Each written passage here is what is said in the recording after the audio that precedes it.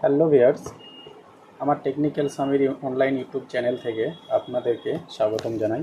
আজকে যে ভিডিওটি নিয়ে আলোচনা করব, মাদ্রাসা সার্ভিস কমিশনের আরও কিছু তথ্য নিয়ে আলোচনা করব। যাদের জানা আগ্রহ আছে তাদের জন্য জানা অনেক প্রয়োজন। মাদ্রাসা সার্ভিস কমিশন গ্রুপ ডি নিয়োগের যে নোটিফিকেশন আপডেট চলছে, সেই আপডেটের বিষয়ে আমরা আজকে কথা বলবো। মাদ্রাসা সার্ভিস কমিশনের গ্রুপ ডি এর নোটিফিকেশনগুলি হচ্ছে: 1 নম্বর, গ্রুপ ডি নিয়োগ কখন হতে পারে। 2 নম্বর, গ্রুপ ডি যারা চাকরি পাবে তাদের স্যালারি কত হতে পারে।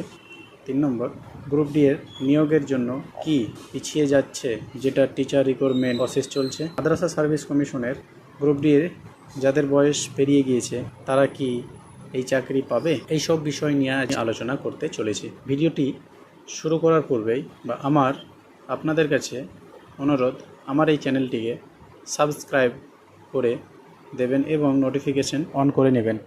তো চলুন বন্ধুরা, আপডেটের বিষয়ে জেনে নেওয়া যাক। 1 নম্বর পয়েন্ট যেটা বলেছিলাম, মাদ্রাসা সার্ভিস কমিশনের গ্রুপ ডি নিয়োগ যেটা চলছে, আমি একটু ক্লিয়ার করে দিই। সেই সময় একটা নোটিফিকেশন হয়েছিল এবং তার মাধ্যমে প্রায় 24,577 এর একটা পরীক্ষা হয়েছিল, যেটা 29/5/2011 সালে হয়েছিল। নোটিফিকেশন লেটার হয়েছিল 2010 সালে। এটা জানেন, 2010 সালের এসএসসি যখন নিয়োগ করেছিল, সেই সময় মাদ্রাসা এই নোটিফিকেশনটি বার করেছিল। এরই একটা কোর্টে কেস হয় এবং কেসের অর্ডার অনুসারে জজ বলেছেন এটা দুটি নিয়োগ করতে হবে, সেই জন্য এই নিয়োগটি আপডেট এসেছে। সে যাই হোক, বিষয়টি বলি। প্রথমে একটি নোটিফিকেশন দিয়েছিল মাদ্রাসা সার্ভিস কমিশন, সেখানে প্রায় 24,577 জনের নাম দিয়েছিল, তাদের আপডেশন করতে বলেছিল। তো বন্ধুরা, আমি এই আপডেশনের একটা ভিডিও অলরেডি করে দিয়েছি।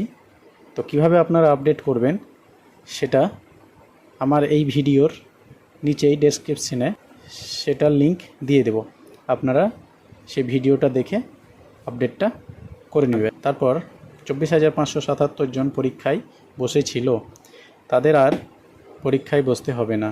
আবার রিসেন্ট একটা যেটা দিয়েছে, সম্ভবত যারা গ্রুপ ডিতে সেই সময় ফর্ম ফিল আপ করেছিল কিন্তু পরীক্ষা তাদের হয়নি, তাদের সংখ্যা প্রায় 73,978 জনের মতো হবে। এদের আবার একটি নতুন লিস্ট বেরিয়েছে। এদের প্রত্যেকের বাড়িতে বাড়িতে একটা করে নোটিশ পাঠাচ্ছে উইথ রেজিস্ট্রেশন নাম্বার সহ এবং আপডেশন করতে বলছে। আর এই আপডেশনেরই ডেট বেড়েছে 25/8/2024 পর্যন্ত আপডেট করতে পারবেন। বিষয়টি হচ্ছে 73,978 জনের যে লিস্ট বেরিয়েছে, তাদেরকে পরীক্ষা দিতে হবে লিখিত পরীক্ষা, এবং যেটা হবে আগামী সেপ্টেম্বরের মধ্যে। আপনারা দেখে নিন কার কোন লিস্টে নাম আছে, আর যদি আপনারা পিডিএফের মাধ্যমে দেখে নিতে পারেন কার কোন লিস্টে নাম আছে।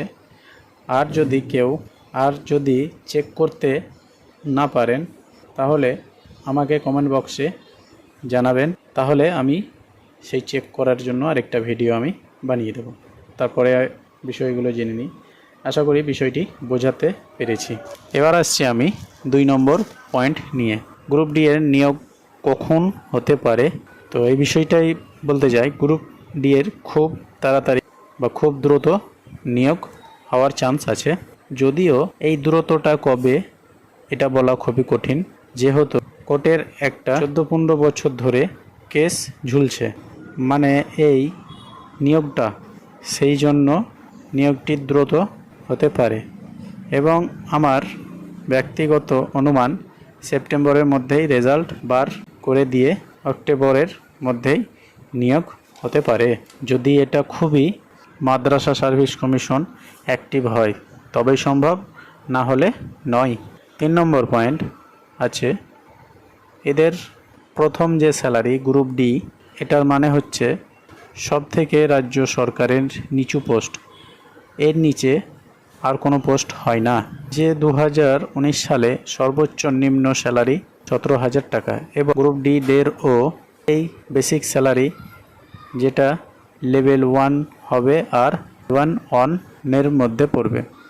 এদের বেসিক স্যালারি হবে 17,000 টাকা। এই বেসিক ও উপরে পাবে, HRA পাবে 12%, যেটা হচ্ছে 2040 টাকা। MA মানে মেডিকেল অ্যালায়েন্স 500 টাকা। DA পাবে 14% মানে 2380 টাকা। টোটাল 21,920 টাকা হবে। এখান থেকে 150 টাকা প্রিট্যাক্স বাদ যাবে, বাদ গিয়ে 21,770 টাকা এরা স্যালারি পাবে। বেসিক শুরুতেই পাবে।